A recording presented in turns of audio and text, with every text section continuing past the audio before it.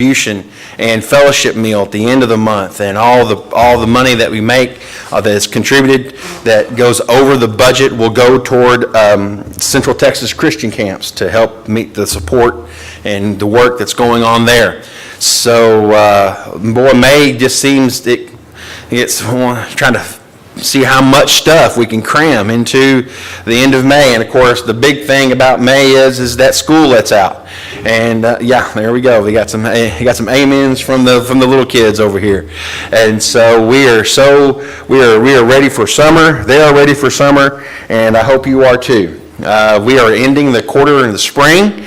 This month is the end of our spring quarter, and so next month, June, will be the start of our summer quarter. And so we'll need teachers, and Cole will start looking around and seeing if there's anyone who will be willing to teach some classes. I'm sure some of that's already been taken care of. So a lot of things are happening. Please be paying attention to what's going on tonight. This morning, the lesson is not necessarily a Mother's Day themed lesson. Tonight, for our small group, we're going to take some time and focus on mothers tonight. And so if you come to church tonight, and we'll have a little devotional time, and then we'll break off and go to our small group classes. And I encourage all of you who come to bring something that either reminds you of your mother, or if you have it, belong to your mother. And we'll have a little show and tell, if you will, and do the thing and talk about our moms and why that item reminds you of her or is significant in remembering your mother on Mother's Day. So happy Mother's Day to you all. The study of the life of Abraham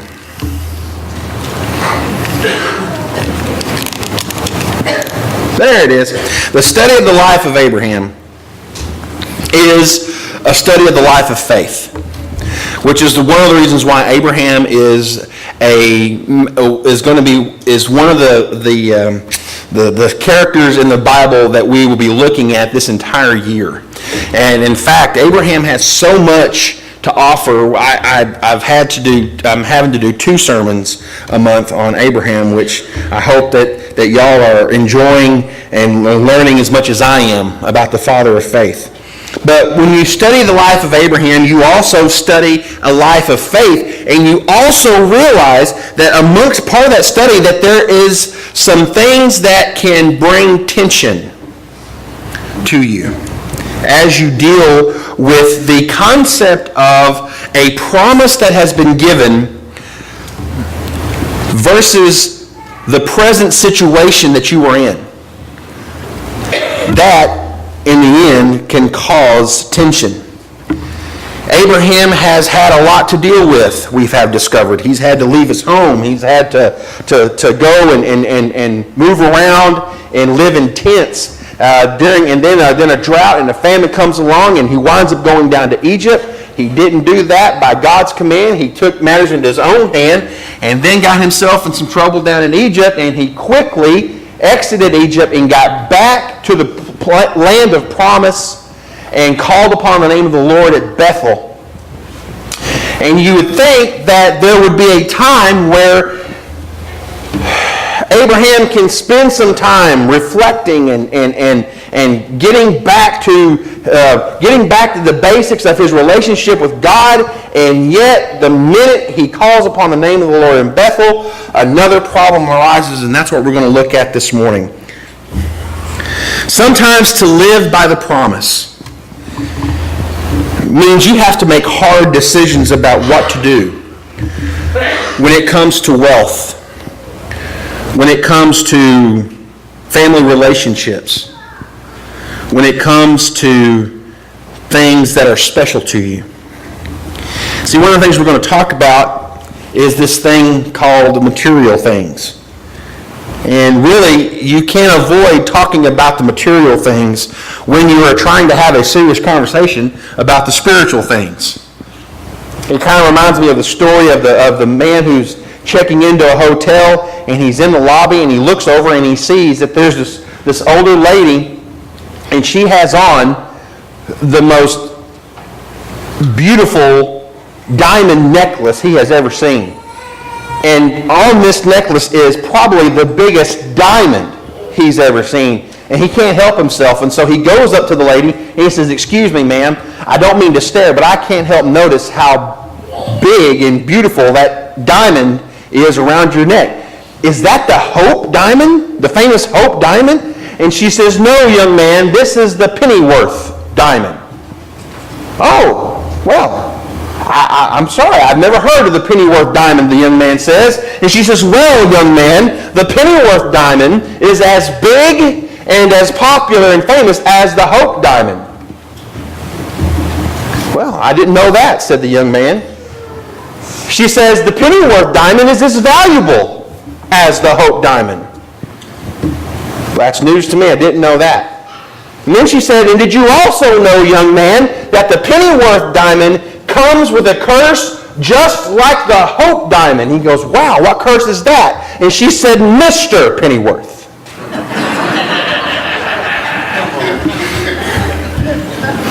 The moral of that story is when you lose a lot, you get a lot. That's our lesson today. That's what Abraham is going through right now. Sometimes you get a lot, or if you want to flip it around, sometimes you get a lot when you lose a lot. In the text this morning in Genesis chapter 13, verses 5 through 13, we have this conflict. And the story started out how the conflict started. Abraham takes all of his wealth and all of his stuff and leaves Egypt. And as he was in Egypt, he accumulated wealth. And then it also, apparently what happens, while Abraham is accumulating wealth, Lot is also accumulating wealth also. Now, I'm not sure, but I think that the famine is still going on where they're going back to. So you have more mouths to feed, more camels, more goats, more cattle, more livestock, more servants. And so now you're back in a land where there's hardly any grass, any water, and now there's two large herds. Ultimately, there's going to be conflict. So Abraham and Lot's herdsmen are fighting over where they can graze their livestock. And so what does Abraham do? Abraham says, "Lot, tell you what we're going to do. Look out amongst the land and we'll separate. If you go left, I'll go right. If you go right, I'll go left. Because there should not be any strife between us. We're family." Now, a little Mother's Day side note here. What does that have to do with Mother's Day? I'll tell you one thing it has to do with Mother. Mamas don't like it when family don't get along. Mamas can't stand it. There's one thing that every mother wants when it comes to the siblings is that she wants everyone to get along. She wants everyone to solve the problem and get along. Abraham, being the leader and the oldest of the group, decides that he is going to make an executive decision. And the decision is, I'm going to let Lot pick first.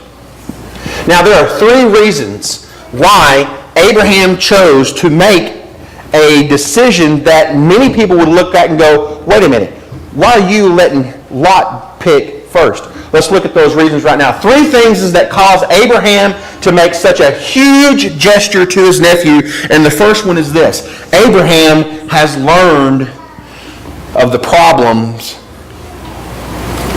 Hang on. There it is. Conquering self. I jumped ahead of myself.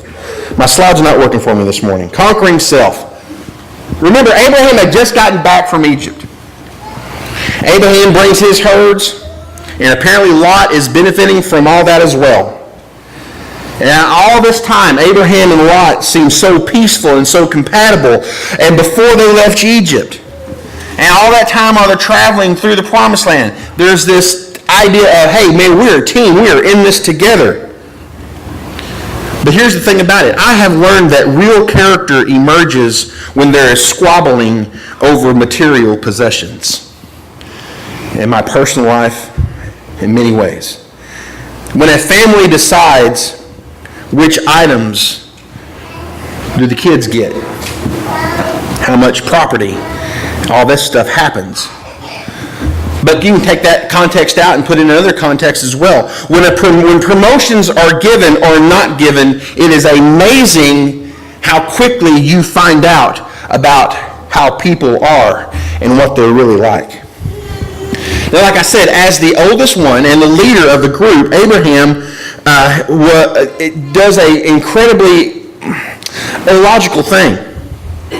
And it's amazing that the view that they takes Lot it has because Abraham does what he does. Why does Abraham allow Lot to pick first? Well, I believe what I just said. Abraham has learned the problems that come from looking out for number one in Egypt. See, he went down to Egypt thinking about himself. And that's what got him in trouble. That's what got Sarah put in danger. That's why he had to leave and get embarrassed by an unbeliever on his faith. When he came back, he learned the lessons of living for number one. Do you suppose that Philippians chapter 2, verses 3 and 4 was written thinking about Abraham? Let's look at that. No, sorry. Let's look at that. Let's look at that right now. Philippians chapter 2, verses 3 and 4 says, "Do nothing out of selfish ambition or vain conceit, but in humility consider others better than yourselves. Each of you should not look only to the interest of others, but also to the interest of others." See, Abraham displayed that kind of wisdom. And today the world would scoff at it. The world says if you want to make money and you want to make benefits and you want to get ahead in life, you have to look out for your own interest, even if it means other people's interests get in the way of yours. Abraham is letting Lot decide. And someone would look at that and say, that makes no sense financially. Let's look at another passage, the one I was wanting to get to. James chapter 3, verses 13 through 18. "Who is wise and understanding among you? Let him show it by his good life and deeds done in humility, and that comes from wisdom." Now get this. If you harbor bitter envy and selfish ambition in your heart, do not boast about it or deny the truth. Such wisdom does not come down from heaven, but is earthly, unspiritual, of the devil. For where you have envy and selfish ambition, there you find disorder and evil practices. Now get this. But the wisdom that comes from heaven is first of all pure, then peace-loving, considerate, submissive, full of mercy, good fruits, impartial and sincere. Peacemakers who sow in peace will raise a harvest of righteousness. And so what this passage of Scripture, man, it totally describes Abraham and how he's living and what James is writing about many centuries later. See, Abraham is not about worldly wisdom, but about heavenly wisdom. Most people would say, Abraham, what you did, letting Lot choose first, makes absolutely no sense. But it shows that Abraham was conquering self. Now, can you step down and let someone else have the best place when you know that it is rightfully yours and that ought to be your spot? A lot of us need to learn the lessons that are found sometimes in our Egypts in life. Anytime you choose yourself, it usually will lead you away from God. The next thing that Abraham learned is concern for others. See, Abraham also learned that he had to be concerned about other people. The Bible says in verse 7 that the Canaanites and the Perizzites dwelled in the land. Now, why in the world would Moses, who wrote Genesis, why in the world would Moses want to include this tiny bit of information? What does it have to do with what Abraham did and is doing? Some think Abraham's concern was that this war, amongst the warlike neighbors, they might view this strife, they might view this tension, this problem going on as a sign of weakness, and they could use it to their advantage and attack. There is not indication in Scripture, even after Lot left, that Abraham was under any threat by his neighbors. Well, that's a really good point to think about and understand and see. I believe that Abraham was far more concerned for the reputation of his God. You know that God that he'd forgotten about in Egypt? See, he had lived through a terrible, humiliating rebuking by the Pharaoh of Egypt. Here is an unbelieving man looking at a man of faith and questioning his integrity. And I think Abraham was really hurt by what Pharaoh said. I believe he vowed that he would never again live around pagans and have them as neighbors and not lose his integrity or his chance to witness to them. Nothing destroys one's testimony like division. Remember the new commandment in John 13? A new command I give you, love one another. As I have loved you, so you must love one another. By this, all men will know that you are my disciples if you love one another. You know, that's a very interesting statement. That sign out there could be ripped off on the ground. I would venture to say that the people of this community would still know what kind of church this is, even if we didn't have a name on it. You want to know what kind of church is the church of Christ? See how their members love each other. You want to know what kind of church is a church of Christ? You don't have to look for a sign or a name. You watch and see how that church loves that community. That's how you pick out a church of Christ, not by some name on a building. So you have that. You have that idea of, I am not going to allow other people of other faiths and other beliefs and other nationalities see my integrity lost and my faith in God go away this time. Not this time.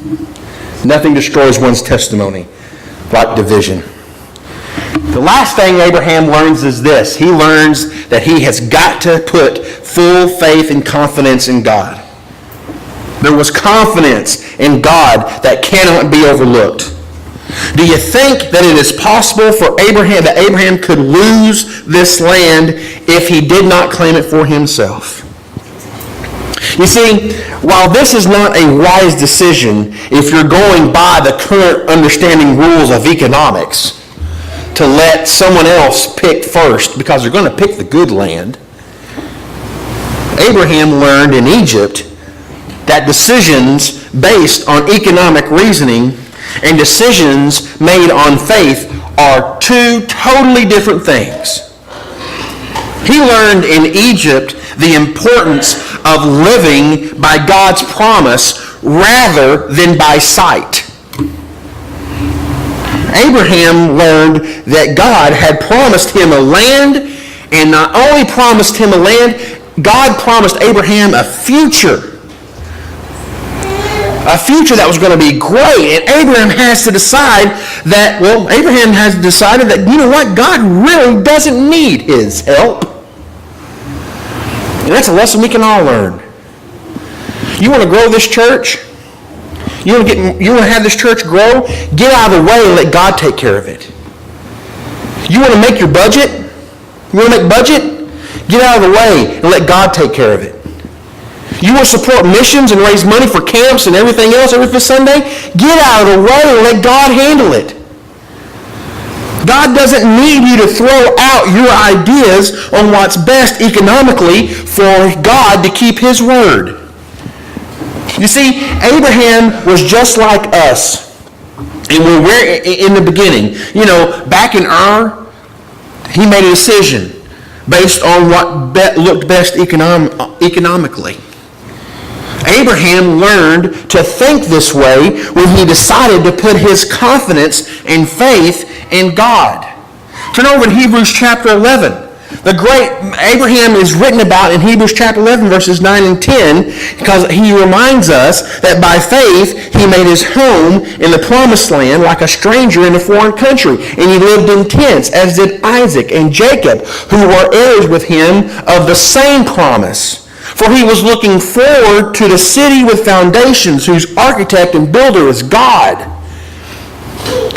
Notice this, at the end of this story, when Lot leaves with all his flocks and with all his tents, and when Lot leaves with all his livestock, Lot did not take one single promise God made Abraham. Next week we're going to see that Lot lost a lot in order to gain good land and good water. Abraham's confidence was in God and not in his own ability, especially not to manipulate things to get what Abraham thought he needed. Abraham lost a lot, but he gained a lot. Look at verse 14 of the end of Genesis chapter 13. The Lord said to Abram, after Lot had parted from him, lift up your eyes. In other words, Abraham, hold your head up.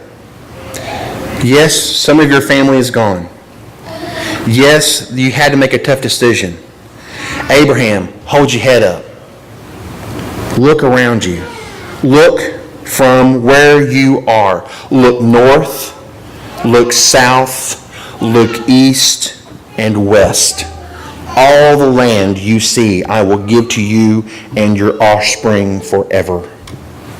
Notice, Lot is gone. He is out of the picture. What does Abraham get? What does Abraham get? The text says, look north, south, east, west. What does that leave? What does that leave? Everything. Everything. Abraham didn't get it all. Abraham got it all. This morning, if there's anyone here who would like to respond to the invitation, please make it known as we stand and as we sing.